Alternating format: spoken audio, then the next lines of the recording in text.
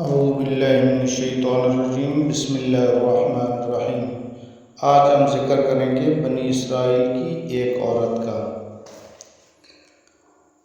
حضرت امام جعفر صادق رحمۃ اللہ علیہ سے منقول ہے کہ بنی اسرائیل میں ایک دیندار شخص تھا جس کا معاملہ خدا کے ساتھ بہت اچھا تھا، اور اس کی ایک عورت تھی جو نہایت خوبصورت تھی۔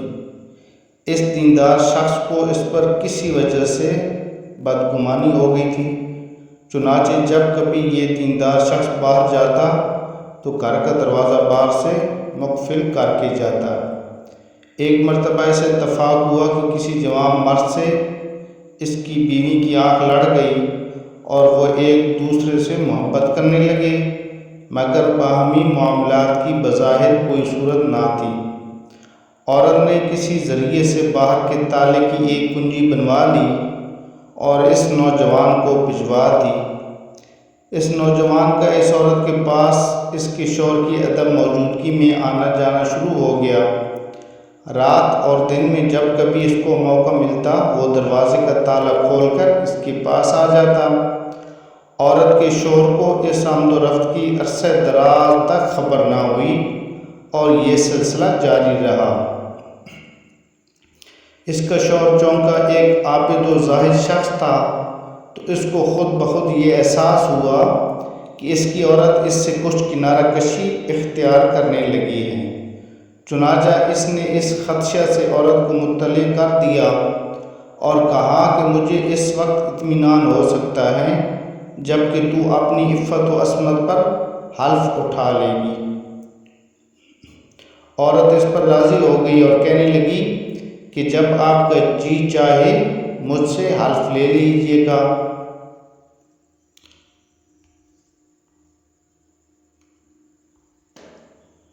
جب آپ کا جی جائے مجھ سے حلف لے لیجیے گا۔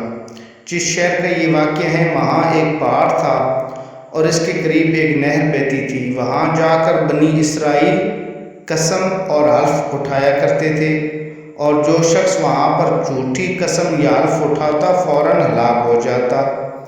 میاں بیوی کے درمیان حلف کی بات چیت کے بعد اس کا آشنا اس کے پاس آیا تو اس نے اس سے اپنے شوہر کی بدگمانی اور پہاڑ پر چل کر قسم کھانے کا قصہ سنایا۔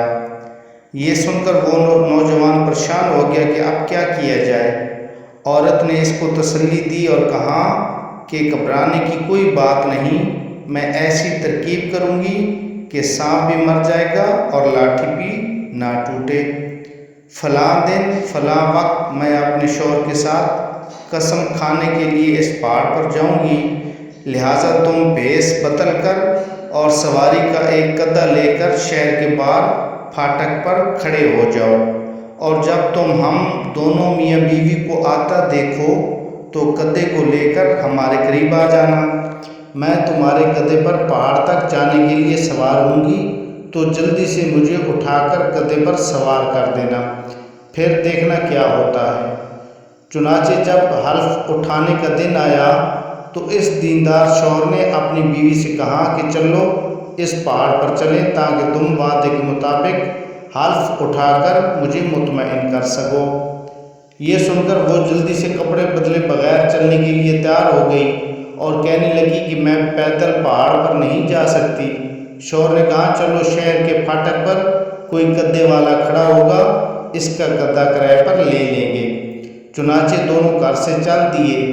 جب شہر کے دروازے پر پہنچے تو عورت کا آشنا گدھا لیے ہوئے وہاں پہلے سے موجود تھا۔ اس کو دیکھتے ہی عورت نے آواز دی کہ اوئے گدھے والے، ہم تجھ کو نصف درہم دیں گے، کیا تو ہمیں اس پہاڑ تک پہنچا دے گا؟ وہ بولا جی ہاں پہنچا دوں گا، اور جلدی سے گدھا لے کر آیا اور عورت کو اپنے ہاتھوں کا سہارا دے کر گدھے پر بٹھا دیا اور روانہ ہو گئے۔ آگے آگے گدھا جا رہا تھا اور پیچھے پیچھے عورت کا شوہر اور وہ مصنوعی گدھے والا چل رہا تھا۔ جب پہاڑ آ گیا اور گدھے سے اترنے کا وقت آیا تو عورت نے اس بہروپی کو آواز دی کہ گدھا پکڑے اور مجھ کو اتار دے۔ وہ آنے بھی نہ پایا تھا کہ عورت خود بخود گدھے سے گر پڑی اور اس طرح گری کہ اس کا 70 پہ روپیے کے سامنے کھل گیا۔ عورت اس کو بناوٹی گالیاں دینے لگی تو یہ بے روپیہ بولا کہ بی بی صاحبہ میرا اس میں قصور نہیں ہے، اور اس کو پکڑ کر زمین سے اٹھا کر کھڑا کر دیا۔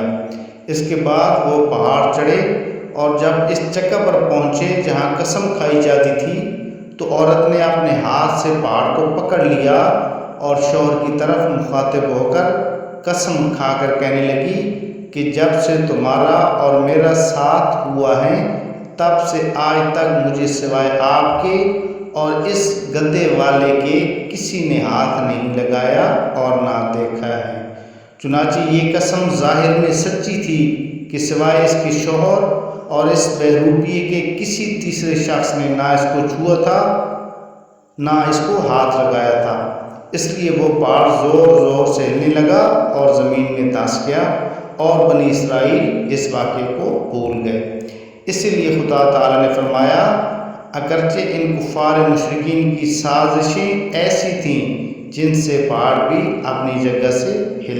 اگر ہماری یہ ویڈیو اچھی لگی تو پلیز اسے لائک کر دینا اور ہمارے چینل حافظ شبیر ٹی وی کو سبسکرائب کر دینا تاکہ اسی طرح کی اور نئی آنے والی ویڈیو آپ تک پہنچتی رہیں۔